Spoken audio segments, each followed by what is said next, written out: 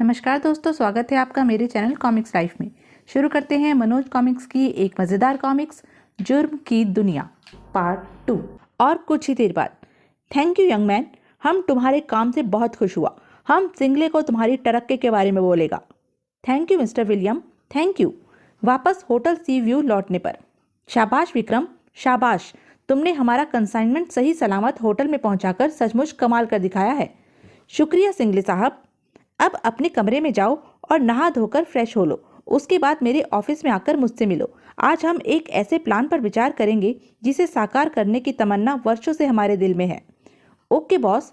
विक्रम के जाने के बाद, देखा अजीत, विक्रम हमारी परीक्षा में कितना खरा उतरा है। आप ठीक कहते हैं बॉस, शायद मैं ही गलत था।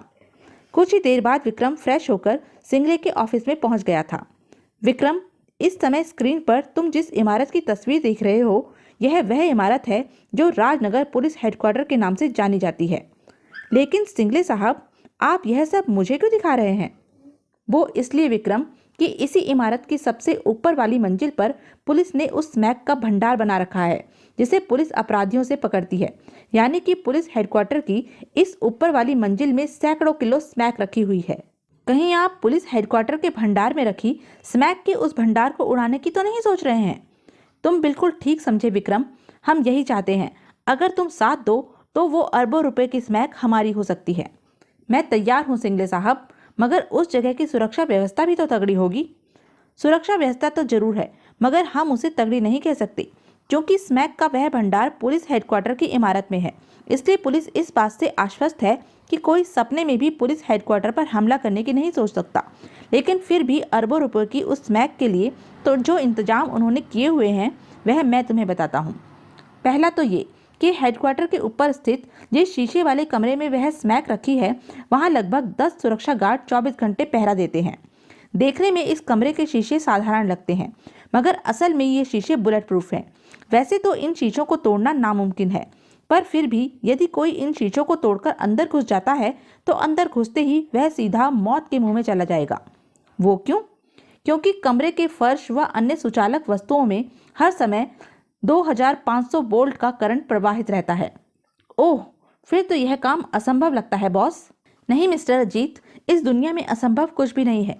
यह काम मैं करूंगा। सच विक्रम, तुम सच कह रहे हो? हाँ सिंगले साहब, मैं सच कह रहा हूँ। पुलिस हेडक्वार्टर में रखी स्मैक के उस भंडार तक पहुंचने में सबसे बड़ी मुश्किल पुलिस हेडक्वार्टर में मौजूद पुलिसकर्मी और ऊपर मौजूद सुरक्षा गार्ड है। बाकी सब इंतजाम तो मामूली है और मैंने इस समस्या का भी एक सटीक हल खोज लिया है। सुनिए। फिर विक्रम सिंगले को विस्तार पूर्वक अपनी योजना समझाने लगा। पूरी योजना सुनने के बाद, वंडरफुल विक्रम, मुझे यकीन है कि इस मिशन में तुम जरूर कामयाब होंगे। लेकिन सारा काम मेरे कहे अनुसार ही होना चाहिए सिंगले साहब, वरना हम कभी भी सफल नहीं हो सकेंगे। तुम चिंता न करो विक्रम, हर काम तुम्हारी योजना के अनुसार ही होगा। और उसी रात पुलिस हेडक्वार्टर के सामने धड़ाम, इस भयंकर धमाके ने पुलिस हेडक्वार्टर की पूरी इमारत को हिलाकर रख दिया था। ओह, ये तो बम का धमाका है। फिर इससे पहले कि वह कुछ सोच समझ पाता, धड़ाम धड़ाम, और फिर तो वहां जैसे हंगामा सा मच गया। लगता है बाहर कोई आतंकवादी संगठन आ पहुंचा है। उधर हेडक्वार्टर की ऊपर वाली मंजिल पर भी यही हाल था। अरे, ये धमाकों की आवाजें कैसी हैं? कुछ गड़बड़ लगती है, आओ देखें। फिर ऊपर मौजूद सभी सुरक्षा गार्ड भी तेजी से नीचे भागते चले गए। और यही था वह क्षण जब एक काले रंग का हेलीकॉप्टर पुलिस हेडक्वार्टर के ऊपर मंडराने लगा। अगले ही पल विक्रम बहुत सावधानी से शीशे वाले कमरे की छत पर कूदा। अगले पल उसके हाथ में थमी एसिटिलीन टॉर्च अपना काम कर रही थी। शीघ्र ही बुलेट प्रूफ शीशा मोम की भांति पिघलता चला गया। अब मैं इसमें आसानी से दाखिल हो सकता हूँ, मगर पहले मुझे अपने आप को कमरे में दौड़ते करंट से सुरक्षित कर लेना चाहिए। फिर उसने बैग से रबड़ का लिबास निकालकर पहन लिया। और अगले ही पल, यही है स्मैक का वह विशाल भंडार जिसे पुलिस ने अपराधियों से जब्त करके रखा है। मगर अब ये फिर अपराधियों के पास हो जाएगा। फिर वह अपने साथ लाए एक बड़े से बैग में तेजी से नशीले पदार्थों के पैकेटों को भरने लगा। जल्दी ही, अब निकल लेना चाहिए, कहीं कोई गार्ड यहाँ आ धमका तो मुसीबत हो जाएगी। अगले ही पल उधर नीचे, आखिर ये बम के धमाके हेडक्वार्टर के सामने ही क्यों हुए? मुझे तो इसमें किसी षड्यंत्र की बू आ रही है। कहीं ऐसा तो नहीं कि यह सब किसी ने योजनाबद्ध तरीके से किया हो? और अगले ही क्षण, ओह, यह हेलीकॉप्टर इस इमारत पर क्यों मंडरा रहा है? फिर कुछ सोचकर गंगाराम भागो, जरूर ऊपर कुछ गड़बड़ है। इधर ऊपर। उसी क्षण अरे, जैसे ही आश्चर्यचकित खड़े गार्ड को होश आया, फायर! मगर इससे पहले कि उनमें से कोई गोली चला पाता, अगले ही पल धड़ाम! आह! उफ! और शीघ्र ही हेलीकॉप्टर अपने साथ करोड़ों रुपए के नशीले पदार्थ लिए पुलिस हेडक्वार्टर से दूर होता चला गया। कुछ ही देर बाद, वाह विक्रम वाह, तुमने पुलिस हेडक्वार्टर से यह स्मैक उड़ाकर यह साबित कर दिखाया है कि जुर्म की दुनिया में तुम जैसा जाबाज न कभी हुआ है और न होगा। जुर्म की दुनिया की किताबों में तुम्हारा नाम स्वर्ण अक्षरों में लिखा जाएगा विक्रम, स्वर्ण अक्षरों में। सब आपकी कृपा है सिंगले साहब, वरना बंदा किस काम का था। अजीत, जल्दी ही देश विदेश के अंडरवर्ल्ड के बादशाहों को सूचना भिजवा दो कि इसी महीने की 20 तारीख को हम स्मैक के इस विशाल भंडार की नीलामी करने जा रहे हैं। ओके सिंगले साहब। शीघ्र ही यह खबर हर देश के अंडरवर्ल्ड में जंगल की आग की तरह फैल गई। अगर स्मैक का वो विशाल ढेर मैं खरीद लूं तो मैं इंडिया का नंबर 1 नारकोटिक्स किंग बन सकता हूं। मेरे सिवा इस स्मैक को कोई नहीं खरीद सकता। किसी भी कीमत पर यह स्मैक मेरी होनी चाहिए। और 20 तारीख को सिंगले के यहाँ जुर्म की दुनिया के बादशाहों का मेला लगा हुआ था। जुर्म की दुनिया के बेताज बादशाहों, आप अपने सामने स्मैक के जिस विशाल ढेर को देख रहे हैं, उसी की नीलामी के लिए मैंने आप सबको यहाँ आमंत्रित किया है। यूं तो ये ढेर अमूल्य है, फिर भी मैं इसकी बोली 50 करोड़ रुपए से शुरू करने की इजाजत देता हूँ। 51 करोड़, 55 करोड़, बोली पल प्रतिपल बढ़ती जा रही थी। 60, 70, 90, 1 अरब, 2 अरब, 2 अरब पर जाकर बोली रुक गई। सब धड़कते दिल से सांसें रोके अगली आवाज सुनने के लिए उत्सुक थे। फिर चारों तरफ व्याप्त सन्नाटे में अगली आवाज गूंजी, मगर किसी आदमी की नहीं बल्कि गोलियां चलने की। और फिर एक चेतावनी गूंजी, हैंड्स अप, कोई अपनी जगह से ना हिले। सभी एक झटके से आवाज की ओर पलटे। गोलियां विक्रम ने चलाई थी। फिर विक्रम, ये क्या बदतमीजी है? मैं अभी तुम्हें खबरदार सिंगले, जहां हो वहीं खड़े रहो। अगर एक कदम भी आगे बढ़ाया तो गोलियों से भून कर रख दूंगा। वे विक्रम, तुम मेरे साथ गद्दारी करके बच नहीं सकते। मैं विक्रम नहीं हूं सिंगले। तो तुम विक्रम नहीं हो? फिर कौन हो तुम? बंदे को विशाल कहते हैं, इंस्पेक्टर विशाल। क्या? इंस्पेक्टर विशाल? हाँ सिंगले, वही विशाल जिसे तुम अपनी समझ में होटल सी व्यू के स्वीट नंबर 13 में मरवा चुके हो। लेकिन तुम्हारी लाश तो जली हुई हालत में होटल से बरामद हुई थी। आज मैं तुम्हें इस रहस्य के बारे में भी बताऊंगा सिंगले, मगर ध्यान रहे, तुमने या यहाँ उपस्थित किसी भी शख्स ने चालाकी दिखाने की कोशिश की तो वह बिना मौत मारा जाएगा। सुनो, उन दिनों जब मैं तुम्हारे गिरोह की जासूसी कर रहा था तो मुझे पता चला कि तुम मुझे पहचान चुके हो। अजीत, हमें पता चल चुका है कि हमारे गिरोह की जासूसी करने वाला व्यक्ति इंस्पेक्टर विशाल है। इस समय वह हमारे होटल सी व्यू के स्वीट नंबर 13 में ठहरा हुआ है। उसे ऐसे ढंग से समाप्त कर दो कि कोई उसकी लाश भी ना पहचान सके। जी बॉस, आप बेफिक्र रहिए, ऐसा ही होगा। लेकिन यह काम आज रात ही हो जाना चाहिए, क्योंकि जल्दी ही दुबई वाली पार्टी का माल आना है। Okay boss.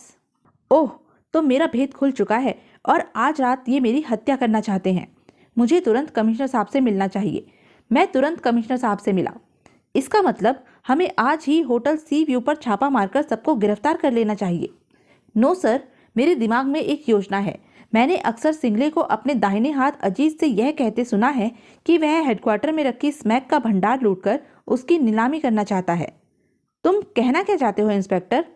यही कि हम सिंगले और इस देश में फैले जुर्म की दुनिया के उस जैसे सारे बादशाहों को नीलामी के समय एक साथ गिरफ्तार कर सकते हैं। मैं कुछ समझा नहीं इंस्पेक्टर। फिर मैंने कमिश्नर साहब को अपना प्लान समझाया तो वे बोले, नहीं इंस्पेक्टर, इसमें तुम्हारी जान जाने का पूरा खतरा है।